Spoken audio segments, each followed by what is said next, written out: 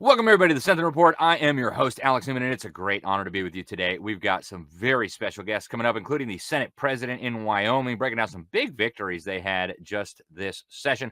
Also, Representative Ken Ivory, the mastermind behind transactional gold in Utah, passed unanimously in the House, overwhelming margin in the Senate, and yet vetoed by the governor.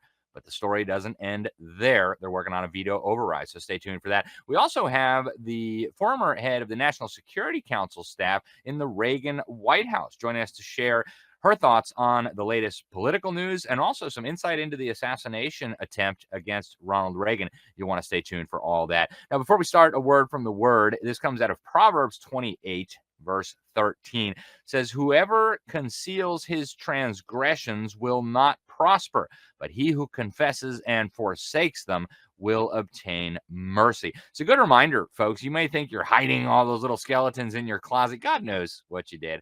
And so the prudent approach will be to recognize that and come before the Lord with it.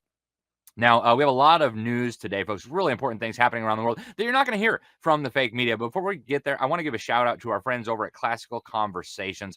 I've got my kids enrolled there. It's an incredible program, over 135,000 students all across America. Classical Christian education, God right at the center, family actively involved, and communities all across the United States. Go to classicalconversations.com/LSM to learn more. It's an incredible program. Now, going to news, folks, you're probably not hearing about this, but the World Health Organization is meeting as we speak, working on a pandemic agreement. And a lot of people in America have kind of tuned this out because, well, we're not in the WHO anymore. Well, guess what? Next time we have a deep state Democrat puppet in the White House, we'll be right back in if Congress doesn't take action. Check this out from the WHO. As you may know, WHO's member states are meeting in Geneva today for the rest of this week for the final time to negotiate and hopefully conclude the pandemic agreement. The pandemic agreement aims to address the weaknesses exposed by the COVID-19 pandemic and the lessons it taught us. In 2021, we launched the mRNA Technology Transfer Program in South Africa, which is now sharing technology from its base in South Africa with a network of 15 partner countries for joining. Yeah. The lessons it taught us. Folks, if we learned anything, never trust the government, never trust the media. Don't let these maniacs inject anything into you or your children. I mean, those were my lessons from the pandemic. Not that we needed more power for the World Health Organization run by an actual former communist terrorist. Sorry, Dr. Tedros Ghebreyesus, who's not even a real doctor. Not buying it, folks. And again, this is our problem. Okay, we need Congress to act here. Now, another major international power grab that you're not going to hear about from the fake media, the UN is now finalizing the details of its first ever global tax on humanity. Yes, you heard me right, a global tax on humanity. Okay, they just agreed to a carbon tax on all international shipping. Yes, it's going to make the cost of your food and your fuel and your everyday essentials go up, but it's much worse than that, folks. This is the camel's nose under the tent of global taxation.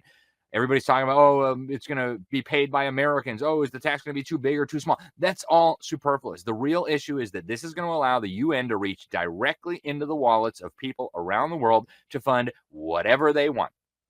Global armies, peace armies, of course, global police, global courts, global environmental programs, global propaganda campaigns, you name it, the UN will fund it if we are not careful, folks. So I've got a big article on this at The New American. You can find it at thenewamerican.com. We also have it cross-posted on our website at libertysentinel.org.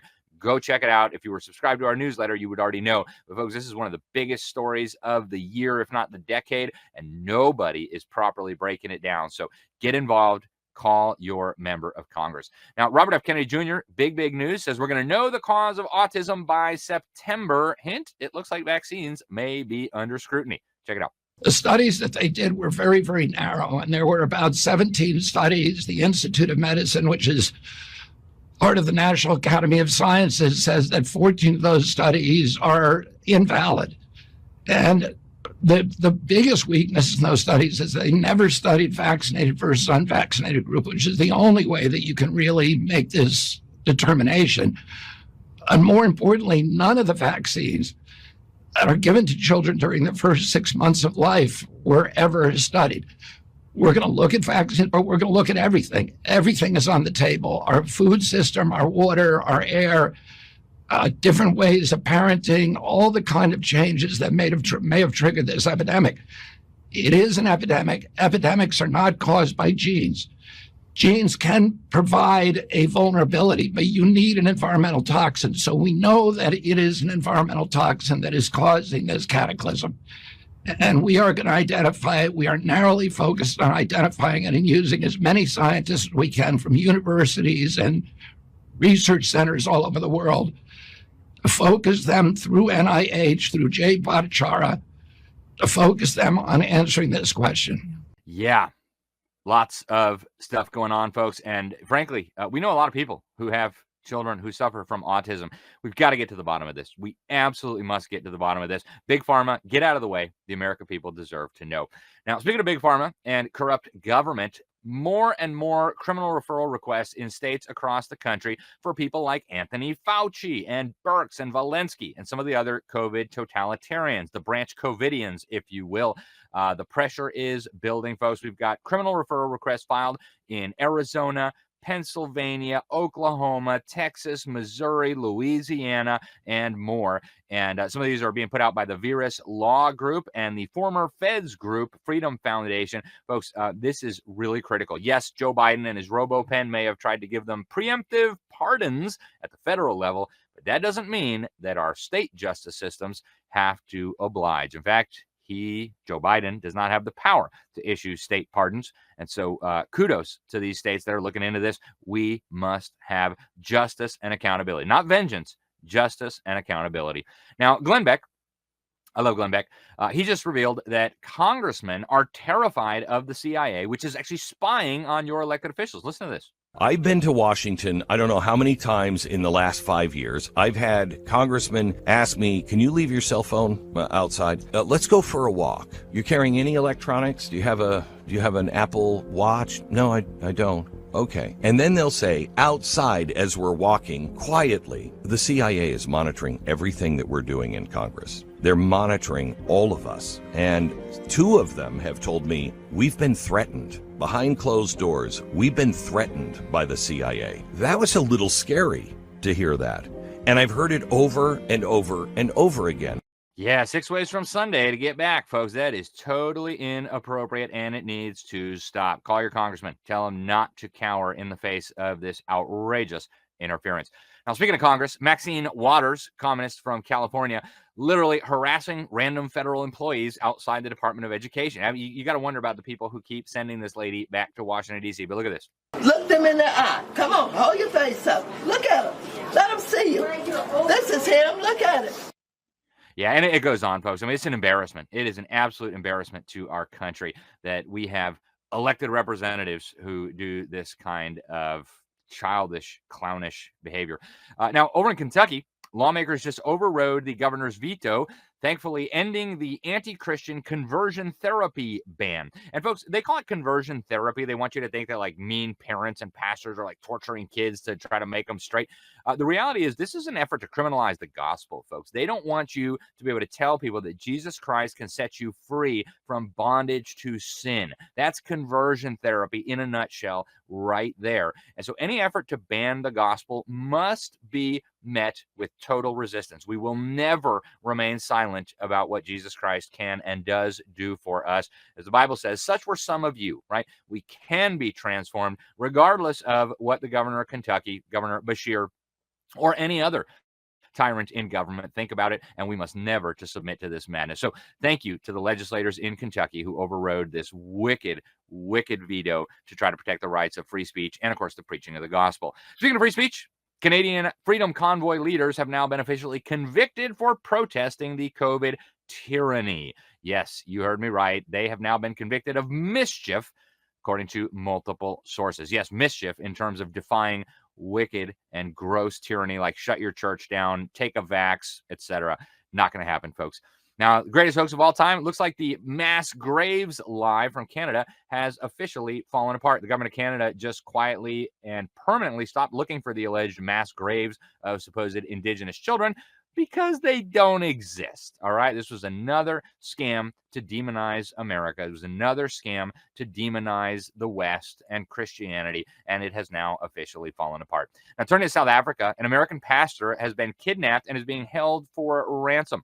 45-year-old American pastor was literally abducted at gunpoint from church, and he is now being held for ransom. His name is Josh Sullivan.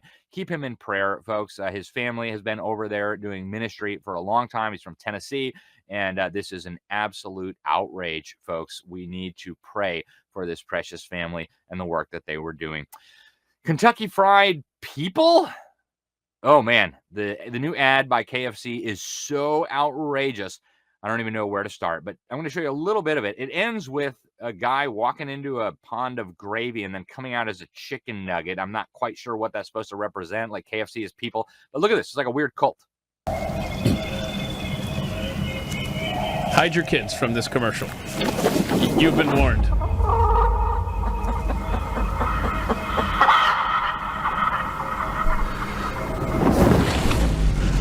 Big chicken in the woods and doing a staring.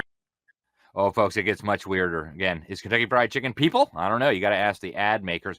Now, over in Holland, euthanasia for mental illness has surged 60%. You've literally got kids being killed by the government with help from the government for alleged mental illness, including autism. And folks, this kind of stuff is now moving into the United States. It is time to put a stop to this. It's an outrage. Now, over in France, Marine Le Pen has officially gone nuclear. She has been removed from the presidential ballot. And what she says is the deep state have banned me because nothing else has worked, but we will not allow them to steal this election. We're going to defend ourselves and use all the means at our disposal to ensure I can run, and we're going to win. So, folks, huge news. And we've got a whole lot more, but we're not going to have time to get to it. Before we do get to our first guest and our first break, I want to encourage you to get over to preparewithsentinel.com. Preparewithsentinel.com. You've heard me talk about our friends at My Patriot Supply before. In fact, I have a lot of their stuff here at home, and I trust them when it comes to preparing for the worst case scenario and making sure my family is prepared as well. Now, I just got word they're doing an incredible promo. I've never seen this before. Right now, you can get their mega 3-month emergency food supply for the same price as the standard kit. That's literally more than $360 worth of savings on real beef, real chicken, farm fresh fruits and vegetables, all this. Over $360 off the normal price. That's more than 2,500 calories per day. It's going to last you for 3 months. So get over to preparewithsentinel.com. That's preparewithsentinel.com. You never know what may be coming down the pike. And folks, with all this crazy stuff going on in the news, I know I'm not willing to leave my family at the mercy of FEMA if things break down. Stay with us. We're going to be right back after this quick message from our sponsors here on the Sentinel Report. I hear every day about the products you all wish MyPillow carried. Well, guess what? We probably do. Slippers, bathrobes, pet beds, blankets, mattresses, sleepwear, loungewear, duvets, comforters, pot holders, aprons, oven mitts, and so much more. And they're all on sale. For example, get our best-selling standard MyPillows for only $14.98. Body pillows, $29.98. 6-piece bath towels or kitchen towel sets, just $29.98. Multi-use MyPillow 2.0s with pillowcase, $9.98. Save $40 on our Spring Percale and Giza Dream bedsheet sets. Any size, any color, and so much more.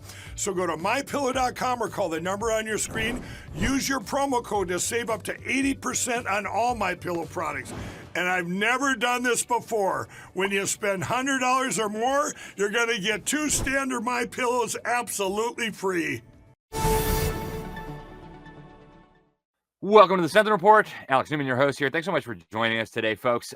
The lawmakers in Wyoming have been very, very busy this session, and incredible things happening in the state of Wyoming. I'm in Florida. A lot of our lawmakers like to think that they are leading the way toward a freer future. But, man, Wyoming is definitely giving us a run for our money. Joining us today, we have the Senate President, Senator Bo Beitman from Wyoming, to talk about some of the legislative accomplishments from this year. Senator, welcome to the program. Thank you very much for joining us today. Thanks for having me on, Alex. Good to be here. Absolutely. So there's so many bills I want to talk about, but I want to start with the Second Amendment Protection Act. We have it seems like a little reprieve from some of the craziness in Washington over the next 4 years, but at some point, I think anybody with some sense recognizes that we're going to end up with another Democrat who probably doesn't appreciate our gun rights. And so you guys are taking some proactive measures there with this bill, the Second Amendment Protection Act. Talk to us about this legislation. Why did you think it was necessary, and what does it do? Thanks, Alex. Yeah, this bill we actually passed a couple years ago, the Second Amendment Preservation Act. When we passed it, though, there was a couple little things that we needed to tweak on it. One was to prevent or prohibit local law enforcement for participating in federal task forces with the feds in the case of a gun confiscation scheme or anything to uh, basically trample on our Wyomingites' Second Amendment rights. So we went to uh, address those concerns as well as a few others within the criminal and civil penalties portion of the bill. Ultimately, it passed with flying colors in the House and Senate, and the governor chose to veto that bill when we were already out of session. So we're going to have to come back next session in February and fix that and get it back on the governor's desk. And this time, Alex, we're going to stick around till the very last hour, the very last day to make sure we're there to override any of his vetoes. Very good. Yeah. We have another lawmaker on the program. This show, actually, they passed a bill unanimously out of the House to bring in transactional gold currency. Super popular. Even all the Democrats were on board. Somehow the governor vetoed it, but I do understand they're fixing to do a veto override. So fascinating stuff going on. I want to talk also about the property tax. Our governor here in Florida has even been talking about eliminating property taxes, but you guys created a massive tax cut. In fact, the largest property tax cut in the history of the state. It's the homeowner property tax exemption reform. You guys passed it with a veto-proof majority. Talk to us about this. Why did you think it was a good idea to lower property taxes? And I understand you guys did it without draining the reserve accounts too. Talk to us about that and how other states might take an example. Well, as you know, in Wyoming, we saw an influx of people during COVID, people voting with their feet, fleeing blue states and moving to free states like Wyoming and Idaho and other mountain western states that still value freedom. With that, what that did was it also drove our property values through the roof. With all this influx of Californians coming in, and in turn, our property taxes went sky high. And so we had seniors on fixed incomes who couldn't afford to stay in their homes that have lived here their entire lives. So that was the impetus behind the push to get property tax relief out there. Now, we were fighting over whether we wanted to do a 50% cut or a 25% cut. Ultimately, we landed at 25%, which is hundreds of millions of dollars back in the pockets of our people here in Wyoming. And it didn't come with any reserve fund. They call it backfilling. I call it taking money out of one pocket and putting back in the other pocket. We were able to just cut. It's a pure cut with no backfill, and it's good for the people of Wyoming. And it forces us to live within our means. And ultimately, my goal is, Alex, to get away from property taxes altogether. I love what I'm hearing about Florida possibly eliminating property taxes. I think there's a push for that here in Wyoming. And I've tasked my revenue committee chairman to do just that. Start looking at ways that we can repeal property taxes in the state of Wyoming and maybe replace it with a small sales tax increase or something of that nature. Praise the Lord. Yeah, I love the idea. The thought of little old ladies having to pay rent to the government to live Oh, on yeah. their farm for the rest of their life. It's just sickening. It is. So thank you for what you guys are doing, Senator. Now, here's a huge one, and I know our audience is going to love this. The Election Transparency Bill, SF 190. Looks like you guys are now becoming one of the leaders when it comes to the states on secure and honest elections. Talk to us about this bill. What does it do, and why did you guys decide you needed it? Well, SF 190 unfortunately didn't pass, but a similar bill came out of the House, which provided for proof of U.S. citizenship. That did pass, and it did get passed into law without the governor's signature, which makes us one of the first states in the country to require proof of U.S. citizenship when you go to register to vote. That's very important because here in Wyoming, there was kind of a loophole there where it was kind of a wink and a nod. Are you a U.S. citizen? Because the state constitution requires you to be a U.S. citizen in order to be a qualified elector, right? You're a citizen, right? And nobody really checked. And this puts teeth into our laws. make sure that only U.S. citizens are registered to vote here. It goes hand in glove with our voter ID law that we just passed a couple years ago. We utilize paper ballots here in Wyoming. We're a lot less reliant on tech compared to other states. And Alex, we have clean voter rolls, which is to me the gold standard. Clean voter rolls with photo ID and proof of U.S. citizenship makes it very, very difficult to cheat. Yeah, that's excellent and really good news. I think other states could take a lesson from there, even some Republican states. Now, Yes. another major battlefront that's been getting increasing attention over the last few years is the wokeness. And what we found out was that a lot of these big fund managers and investment powerhouses were using taxpayer money, like state money, to advance this woke ideology, to do the ESG and the DEI and all that. I understand you guys passed a major measure in Wyoming to protect your state money and your state taxpayers from having your money used for that kind of silliness. Talk to us about it. Yeah, that's been a goal of mine for years now. I've been kind of leading the charge on the anti-ESG front. Finally got to a place where we could get some cooperation with the House and the state treasurer and the governor. And what we came to is my idea to basically vote our proxies. Wyoming has one of the largest sovereign wealth funds in the world, billions and billions of dollars, right? And we were allowing companies like State Street, Vanguard, BlackRock, ISS, Glass Lewis, these companies to vote our proxy shares. And as you saw with ExxonMobil, you've had basically takeovers of these boards of fossil fuel companies and putting woke people on the boards using our shares of the state of Wyoming and our sovereign wealth fund to do it. Talk about slitting your own throat. And Wyoming is a fossil fuel state. It's a coal-producing state. It's a natural gas and oil powerhouse. Why would we be allowing these woke companies to vote our proxy shares? So we banned that. We pulled our shares back. So Wyoming is going to now be in charge of voting our shares. It's a small step in the huge fight against all this ESG nonsense, but it's a start. And we also have to fight back against this collusion and antitrust behavior that we're seeing with these large investment banks. And so with our Attorney General going after them on that front, joining Texas and other states, and then doing what we can here to basically de-woke the Treasurer's office and pull our shares back, I think those are two huge wins for us. Yeah, that's really exciting. And yeah, Wyoming, big energy state. I got to ask you about Donald Trump's administration. I mean, he's really been taking the chainsaw to the UN climate stuff and the domestic attack on energy. And I know Wyoming has been one of the beneficiaries of that. Talk to us about this. I know some of the left wingers, some of the Democrat states are whining about climate change. How do you guys in Wyoming see this? I mean, how important is energy to your economy, to the United States? And what do you think about what Donald Trump has done so far on this front? Oh, we love it. We absolutely love it. As you know, Alex, 69% of the minerals in the state of Wyoming under our feet are owned and controlled by the federal government. And about 49% of the surface in the state of Wyoming is controlled by the feds.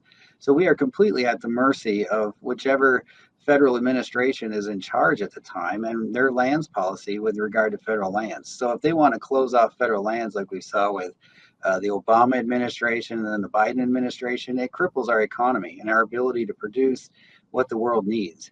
And so when President Trump signaled through his appointments to the EPA and the BLM and all the other federal agencies that impact Wyoming's way of life, we are thrilled. And we're thrilled that he is taking a quote chainsaw to the regulatory state and letting us get mines approved out here, oil and gas lease sales. He's done a huge effort to help us with our coal industry. We couldn't have asked for more. So hopefully Congress will get involved because we can't just live and die by executive orders. We need permanent change and permanent relief. And hopefully we'll get that with this Congress. Amen. And Representative Hagman of Wyoming, probably one of the people to lead that. It's just super Yes. conservative.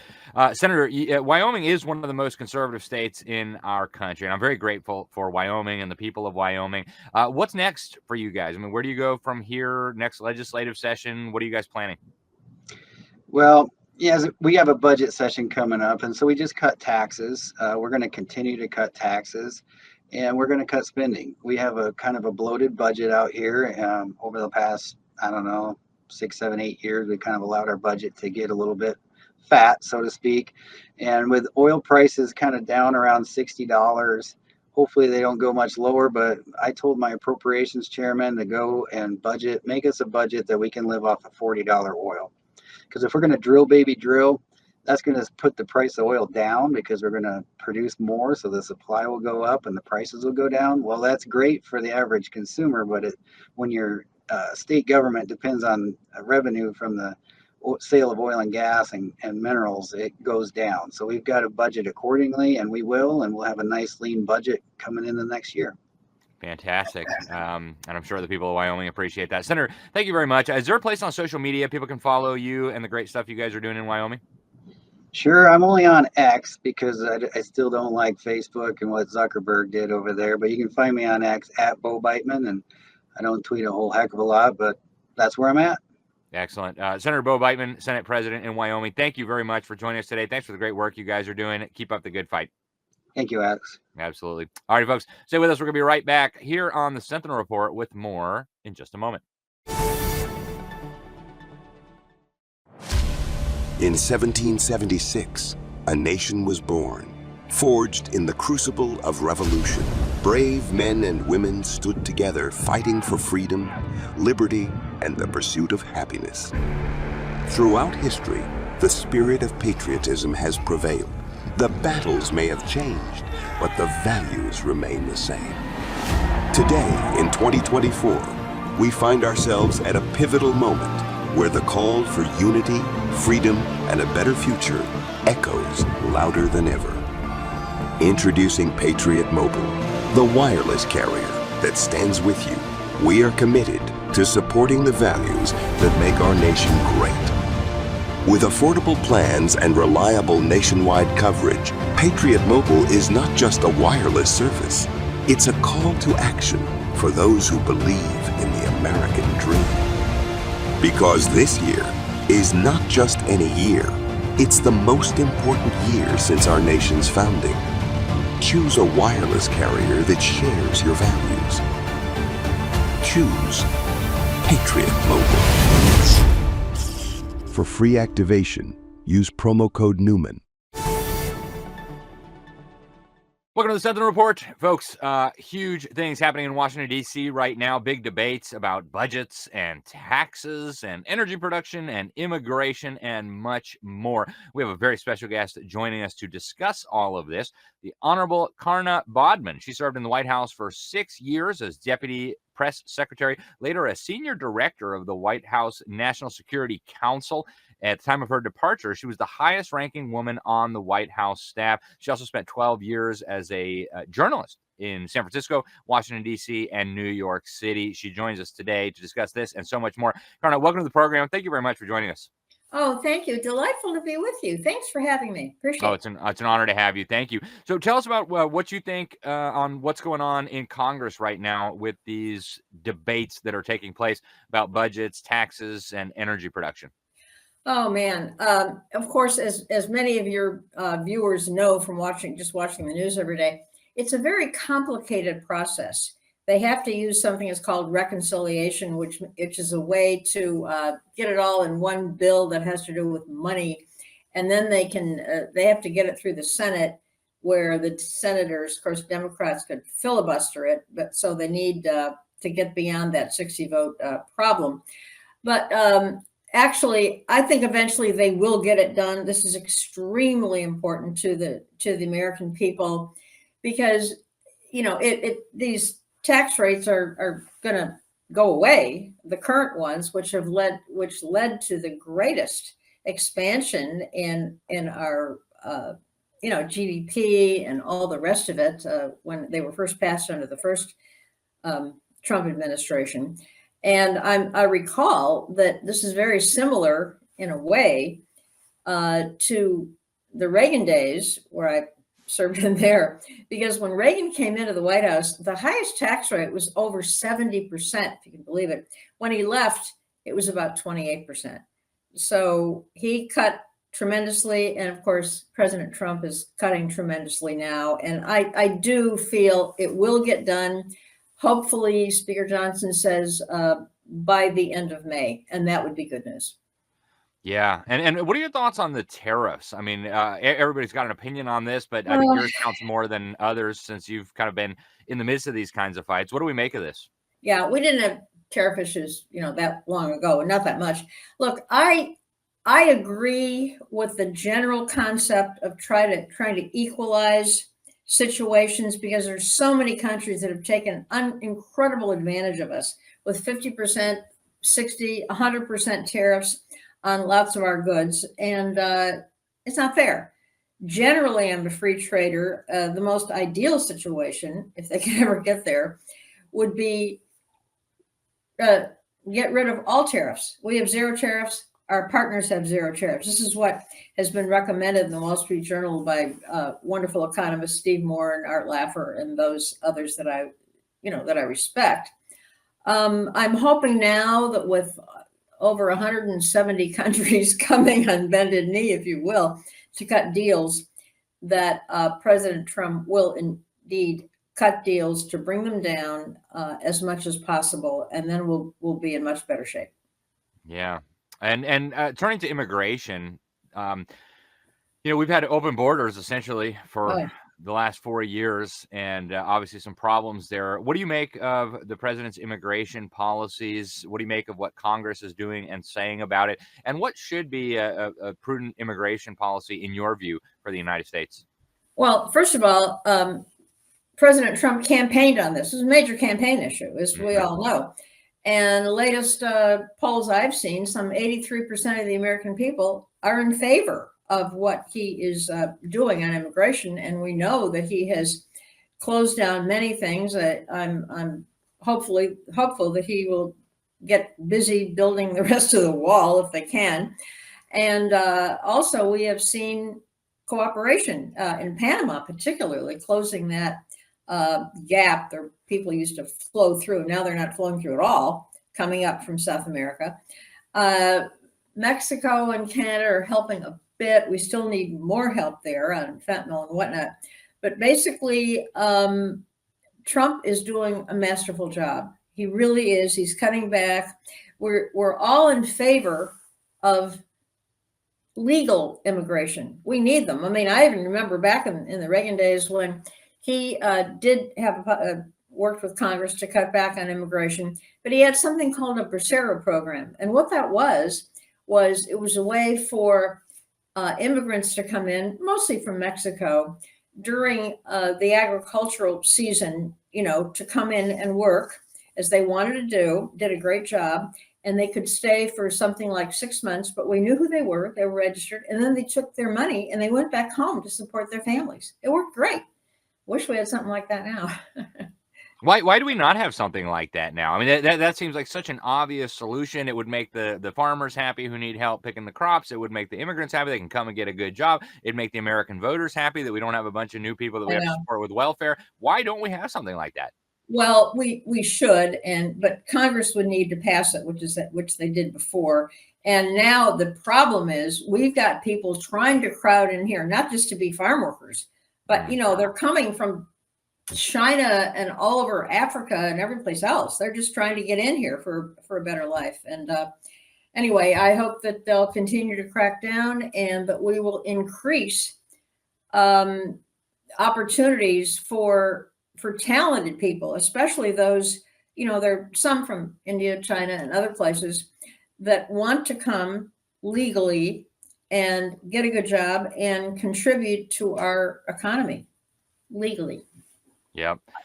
And Karna, I got to ask you about your experiences with Reagan, and I understand you have some information about the assassination attempt. I'm really looking forward to that. But you also have a new book out. I got to ask you, it's called Protecting Jess.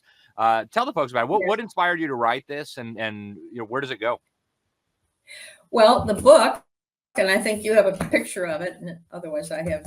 Oh, there you go. Oh, thanks for showing that. Yeah, it was actually inspired by a trip I took for President Reagan. They sent me down to South America to give speeches about his policies at the time. And one of the places they sent me was Brazil. and I was all over the place. I was in Rio and Brasilia and Recife and different places. So I remember thinking about another thriller that I had a good idea for. And I thought, what a great place. The settings are so exotic and so terrific. So that's what you see on the cover. That's a scene in Rio. If anybody's been there, it's really great. And the other thing, on a lighthearted note, we had a very good friend, Bill Black, who served as President George H.W. Bush's assistant chief of protocol. And he used to regale us with stories of all the craziness of protocol, fights with delegations and seating charts and nonsense. So in the story, I named the hero, Bill Black, and he's sent down to Brazil to work on helping his security because there's an assassination problem there with the president down there. And his cover is to be assistant chief of protocol. And it all kind of fits together. And he's also told to protect a White House economist, a woman named Jess, because of all the street crime and so forth. But I just had protocol. I got a question for you. When all of the people, this still goes on today, when all of the foreign delegations come to the UN for different sessions, guess who has the most unpaid parking tickets? I don't know. Is it Brazil? It's Russia. Oh, okay. They refuse to pay anything. But anyway, the story is a thriller. And that's I just hope some of your listeners, your viewers might want to check it out. It's on Amazon, and it's on both in print and Kindle, hardback Kindle, and also the audio version is there too for those who like to record that on Audible or something. Sounds like an amazing book, Carmine. I'm actually really looking forward to reading. I lived years in Brazil. I love Brazil. I lived in Sao Paulo, but spent a lot of time in Rio and all over the country. It's just a beautiful place, and it sounds like a fascinating story, so I can't wait to get my hands on it. Before we get to Reagan, you also mentioned that you wrote a kid's book about a puppy dog that lives in the White House. I got to know more. A lot of our viewers have kids and grandkids. Tell us about it. I did. I have a copy of it right here. If you can see this, I don't know if you can see it. Wrigley at the White House. Yeah, Wrigley at the White House. It's kind of, I've got it up. It's not very straight, but anyway, what it is about a little puppy, Wrigley. I'm from Chicago, and he runs around the White House, getting into all kinds of trouble. But he solves the problem for the president. And the drawings are all authentic pictures of the right rooms in the White House. So it's kind of a nice book. The blurb says it's a charming story for children who will laugh at the dog and learn about the White House. Oh, fantastic. I've got lots of kids, so it might be a good stocking stuffer later this year. Karna, I got to ask you, too, about the Reagan assassination. I know you had some up close and personal experience with that. Please share with the folks about that day. I certainly will. On March 30th, I was scheduled to be in the car with Press Secretary Jim Brady. I was his deputy at the time. But at the last minute, I had a lot of press calls to return and so forth. And Jim said, oh, no big deal. It's just a little speech at the Hilton Hotel for Union Group. I can handle it by myself. You stay here. You can handle the press tomorrow, another speech. I said, fine. Well, as everybody knows, when Jim and the president walked out of the Hilton, I probably would have been standing right next to him when John Hinckley fired those 6 shots in 3 seconds, combat style, and he used later what he described during an interview as a devastation bullet, which he thought would explode inside the victim, which it did not, because he was using a smaller gun at 22. Now, actually, what happened is the bullet that hit the president, not the others, was a ricochet deal. It skittered along the edge of the car, we figured out from film, and when it hit the president, it had flattened out a little bit in that trajectory, and it went in a little bit flat, more like a thin dime rather than like a bullet hole. They throw him in the car. They race off to the hospital. They get in there and they put him on the gurney. They're tearing off his clothes, trying to see what the matter. They weren't sure he was been shot. Maybe he was a heart attack.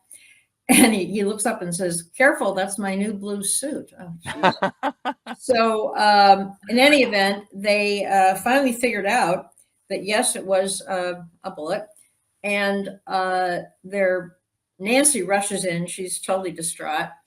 And he looks up from the gurney and he says, "Honey, I forgot to duck."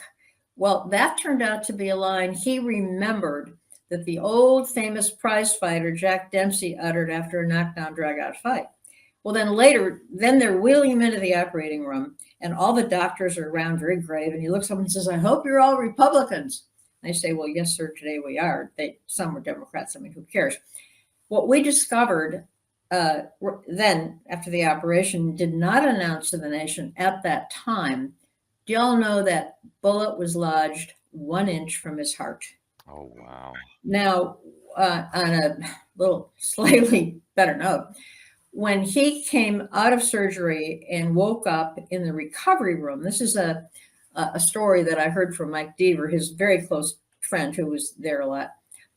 Reagan wakes up and he had tubes down his throat. He couldn't talk at first, and he wanted to write something down. He asked, and they handed him a tablet and a pencil. And as Mike described it, Reagan looked up, saw white ceiling, white walls, and they had a beautiful nurse standing next to him in a white uniform holding his hand.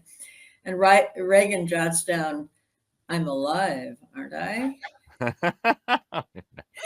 Well, later, one final note showing Reagan's wonderful sense of humor. Later, actually 2 months later, we were deciding where should he make his first appearance to the American people and to the world to show that he's okay. He's, working back well. Well, it was finally decided not just a speech in the Oval Office, but he would give a talk to a joint session of the Congress. It was real home run. They invited him up there. So he goes up to the Hill and everybody stands, gets about a 5-minute standing ovation. And when he begins his speech to outline his entire economic program and foreign policy with the Soviets, all the rest of it, he starts with a little bit of humor. Because when he was in the hospital and later, he got literally a ton of mail and they kept a lot of letters. And he pulls one out of his little jacket pocket and he reads it. And he says it's from a little second grade boy who writes, "Dear Mr. President, I hope you get well quick or you might have to make a speech in your pajamas." That's fantastic. It was a good story. Yeah, what a great president. What a great man. Carn, I really appreciate you joining us today. I want to thank you for coming on. And also, folks, the book is Protecting Jess. You can get it at Amazon. The one for kids, Wrigley at the White House. Carn, is there any way for people to follow? Are you on like any of the social media? Do you have an X account or any place where people can follow you, or just the books? Oh, sure. Well, I'm very active on Facebook. My name, karnabodman.com. And, that'd be great. I'm a little more active on that usually. And I put things up there about books or my kids or my dogs and all that sort of thing. So excellent. I'd love to hear from and my website, by the way, is just my name, karnabodman.com. And there is on the contact page, there's my email. Send me an email. I answer every single one. If anybody wants like a book plate to put inside a book, I autograph book, just tell me. I do that every day practically. People request them and I sign the book however they want it signed for so-and-so. And then I mail it to them, and they just, when they get their book, they stick it inside the book. Got an autographed book. That's wonderful. Well, Karna Bodman, thank you very much for joining us today. Thanks for writing the book. I hope we can talk to you again very soon, and please keep up the great work. I'd love that. Thank you very, very much. Absolutely. It's a pleasure. All right, folks, stay with us. We got one more guest coming up here on the Sentinel Report. Massive win for transactional gold currency in the state of Utah. Unanimous support in the House, almost unanimous support in the Senate, and the governor vetoed it. But lawmakers are getting ready for an override. The mastermind behind it all, Representative Ken Ivory, joining us next. Stay tuned.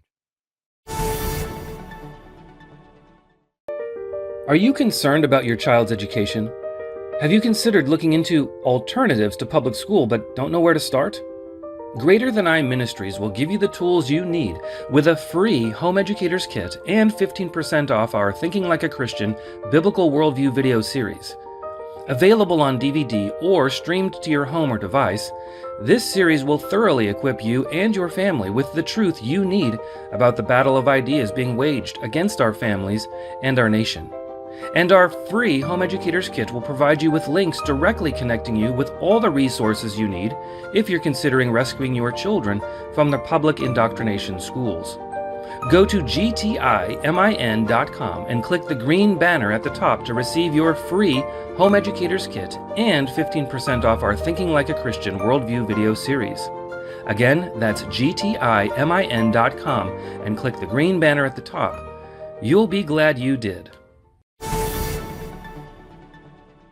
Welcome to the Sentinel Report. Alex Newman, your host here. Folks, a huge thing happening all across the country, and that is the proliferation of legislation trying to bring gold back into prominence, not just within states, but even in commerce and private business. Texas has been a leader on this, and so has the state of Utah. In fact, not long ago, we had the state treasurer of Utah on this program, Marlo Oaks, who's been very supportive of this effort. And the state passed a historic bill, actually one of the strongest bills we've ever seen, by a very significant margin. Even some Democrats came along, and one of the men who was key to that whole effort was Representative Ken Ivory. He joins us today to discuss. Ken, thank you very much for joining us on the program today. You guys had a great bill, passed with a very significant margin, and then Governor Cox vetoed it. What's going on? Yeah, Alex, first of all, thanks for having me on. Big surprise, was my bill. Last year, I passed the bill that allowed us to invest gold in the rainy day fund into gold. And, that's done quite well over the last year. And then this year, it was to allow vendors to choose, at their choice, to be paid in electronically gold-backed, payment system for vendors to choose to be paid in gold and silver. And passed the House unanimously, passed the Senate, every Republican and some Democrats. And so we thought, we're home free, no problems here. And 10 minutes before the deadline to veto bills, I get a call from his attorney with some excuses. And so it's impracticable. Well, there are at least half a dozen companies doing it that we know of. And then they had some concerns. They thought that since it was funded by someone on the Precious Metal Study Group, because we didn't think that there would be a massive appropriation needed, because it's like adding a new bank account. And at the last minute, we got a $200,000 appropriation fiscal note tied to it, and we were already done with appropriations. So Kevin Freeman and his companies agreed to put up the money, wanting open competitive bid, but the governor assumed that because it was someone privately putting up the money, that it would somehow interfere with the competitive bid process, but nothing could be further from the truth. So now we're working the veto override process, Alex, and that should go fine. We'll let you know how it goes. Excellent. Looking forward to it. Ken, I want to talk about the big picture here, and we've spent a lot of time with Kevin, who's been pushing for this at a national level with his book, Pirate Money. Why do you think it's important for states to take these kinds of actions to try to get gold back into circulation, to get it moving through the economy once again? Yeah, great question. First of all, we're mandated to do that. Article 1, Section 10 of the U.S. Constitution says, no state shall make anything but gold and silver, legal tender and payment of debt. And so we're trying to follow that. The temporary experiment that President Nixon launched in 1971, he said he was temporarily taking the dollar off of gold. It was backed by gold up until then. Well, that's not worked out so well. They've been printing money like crazy, devaluing our money something like 80-85% since 1971. We simply want people to be able to store the value of their earnings and savings so they can buy houses, so they can afford groceries and not have the value of their money eroded out from under them. Yeah. And so Texas, of course, set up a state gold bullion depository, and they have legislation now. It hasn't passed yet as of the last time I checked, but they have a system that they want to build that would kind of make this transactional. So you get like a debit card, and you'd be able to just buy or sell using gold and silver through this mechanism. Is that something that the folks in Utah are interested in looking at as well? Yeah, well, that's exactly what the House Bill 306 does. We started on the making gold legal tender again in 2011, and then we eliminated tax in like 2014. We've kind of been leading out on this all the way through. Last year, we were the first state to authorize being able to invest rainy day funds directly in gold. And then this year, House Bill 306 does that very thing. So it would be an electronic gold-backed payment system. Think of kind of like Bitcoin, but actually backed by physical gold and silver, so that vendors could, at their choice, choose to be paid in gold and silver, and then they'd have the ability to transact that anywhere else. But the gold would be vaulted in Utah. audited, insured, redeemable for physical precious metal or for dollars. And so, yeah, that's where House Bill 306, the bill that we passed, that's where it's going. Yeah. And you guys brought in some really heavy hitters for your working group. I mean, you had, I think, the CFO of one of the major credit card companies. I mean, you guys brought in some really brilliant minds for this. Talk about the process that went into crafting this bill. Yeah, so when we passed House Bill 348 last year that authorized the investment of rainy day funds in precious metals, we also set up in that bill a study group. And so Marlo Oakes, our treasurer, ran the study group. And, as you mentioned, we had Randy Quarles, who was the vice chair of the Federal Reserve. Gary Crittenden was CFO of Citigroup and also of American Express.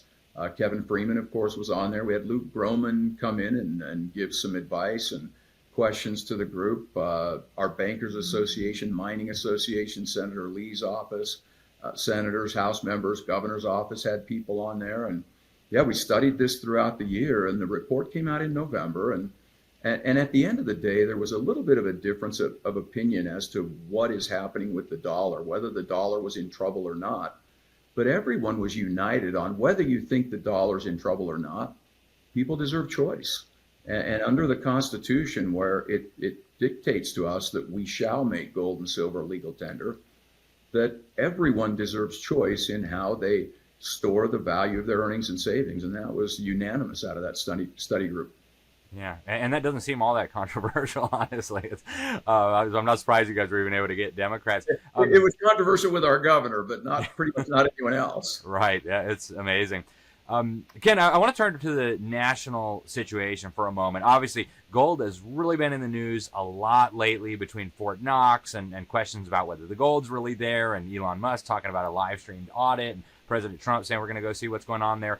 What do you see happening at the national level with gold? I mean, Trump in the past has been supportive of returning to a gold standard. He's been very vocal about these issues. Is something important happening at the national level? Are we seeing kind of like a awakening or a reawakening on this issue? Yeah, we sure hope so, Alex. President Trump 45, his nominee to the Federal Reserve was Judy Shelton. By the way, University of Utah, master's and PhD grad. I want to give a shout out there. But she was his nominee to the Federal Reserve. And as you likely know, she was calling for a gold-backed bond where we issue bonds in gold, sound money, and then you can tease out in the market, let the market play out. Do we want to bet 50 years on a return on gold, or do we want to look at a return on dollars 30 years out, 50 years out? And that's a pretty easy story. You go back 30 years on the value of the dollar, and it's been dropping like a rock. For example, I'll give you an example. In 1971, when President Nixon took us temporarily off the gold standard, you could buy a house in Salt Lake for under $20,000 or 560 some odd ounces of gold. Today, that house is $560,000. The $20,000 doesn't get you a down payment, right? But that 560 ounces of gold buys you more than 3 houses.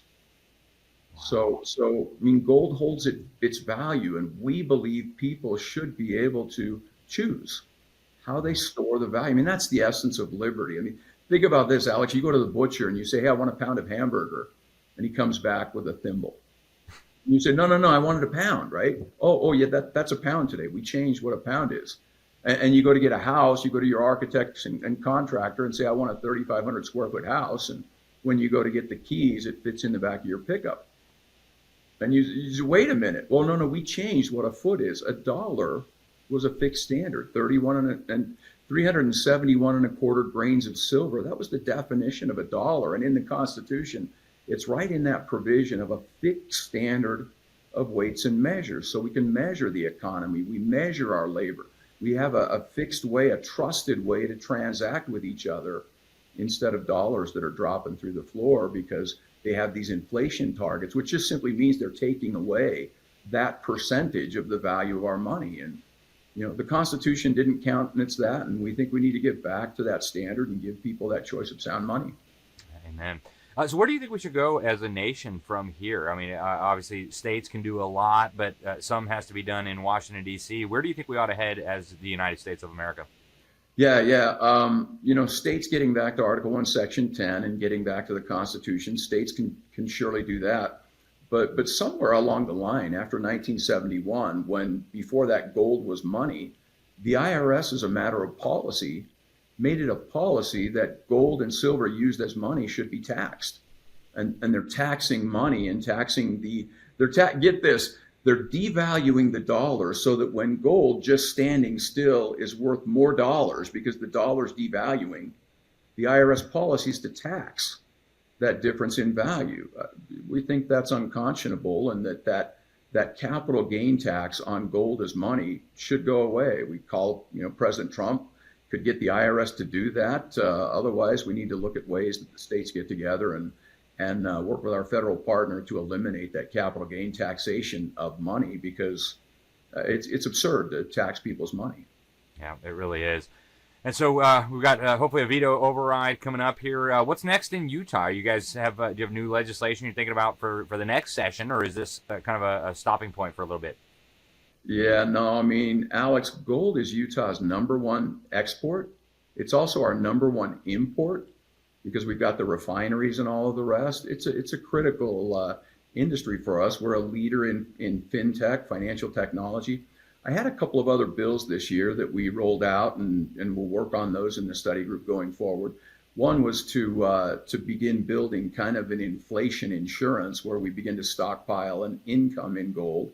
And then the other was to give some tax incentives for mining companies, and particularly rare earth strategic element companies that also mine precious metals, and give them an incentive for paying their taxes in gold and silver. And again, that builds a gold income for the state. So the state potentially down the road could look at gold-backed bonds in the state, and again, tease out that sound money where the market would choose long-term investments in gold over treasuries that lose value over time.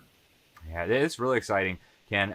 We're almost out of time, but I do want to ask you, most of our viewers, most of our listeners are not in Utah. And so what's your advice to folks in other states who are hearing this and they're thinking, hey, that'd be a great idea for Florida or Washington or California? How did they get this discussion started in their state? How do they get their lawmakers working on these issues? Yeah, a couple things. I mean, you can look up the legislation I've done. If you go to le.utah.gov, you can search my name and see the legislation that I've done here and in prior years. So that would be one.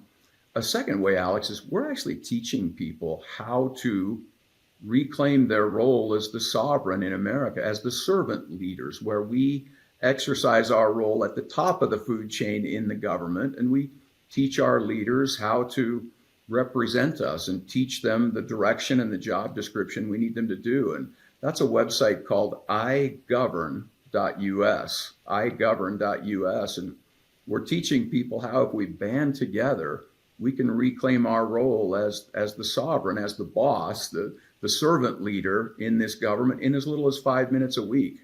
We just work together. It's really not that hard, but this is not a spectator sport. We need to be in the game, know who our state leaders are, know how to influence them. And that's what we're doing at that igovern.us site. That's fantastic. Yeah, Utah, maybe not the biggest state, but huge in terms of influence and leadership. And we appreciate you guys very much. Ken, before we go, final thoughts. And is there any way for folks to follow you? Are you on Twitter, X, social media, Facebook, whatever, so that people can follow what you guys are doing in Utah? Yeah, you bet. Twitter is Ken Ivory UT, Facebook, LinkedIn, those things as well, and website voteivory.com. But yeah, reach out. This is critical. It's critical that we reclaim the ability to permanently store the value of our earnings and savings, and reclaim that constitutional structure in our nation. So we'll reach back out to you when we get the override done, and love to talk to you more about this igovern.us at some point. Would love to. Ken, thank you so much for what you're doing. Thank you very much for joining us today. I hope we can talk to you again very soon. Thanks, Alex. My pleasure. All right, folks, that's all we have time for today on the Sentinel Report. But I want to thank you so much for all that you do for God and for our country and for your family and for all of the important things that we hold dear, like liberty. Get over to our website, libertysentinel.org, libertysentinel.org. You can get our content all the time, whether you're hearing us on radio or TV or podcast, doesn't matter. Go to the website, libertysentinel.org/subscribe to get on the free newsletter. You can also find our sponsors and so much more. Thanks again for tuning in. I'm Alex Newman. This is the Sentinel Report. Until next time, God bless you all.